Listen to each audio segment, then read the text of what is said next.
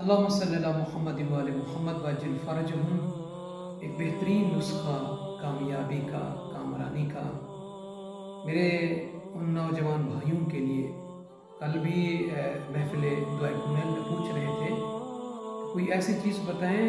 ताकि हम दुनिया में भी कामयाब हों, आखिरत में भी कामयाब हों। तो देखें, अल्लाह रब्बुल इज़्ज़त ने इंसान की कामयाबी के लिए बेहतरीन एक आसान सा नुस्खा जो बुजुर्ग उलमा भी बताते हैं, ये जो अमल है कामयाबी का, दुनिया में भी और आखिरत में भी कामयाबी जो चाहता है,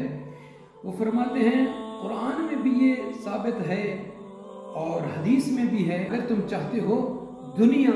या आखिरत तो तुम पर ज़रूरी है कि तुम नमाज शब पढ़ो, यानी नमाज तहज्जुद, नमाज शब, सलातुल लैल पढ़ने वाला बंदा, पढ़ने वाली कनीज़ अगर दुनिया और आखिरत चाहता है तो इसको अपनी ज़िंदगी में इस्तिमरार के साथ जारी रखे, फिर देखे कि रब्बुल आलमीन की तरफ से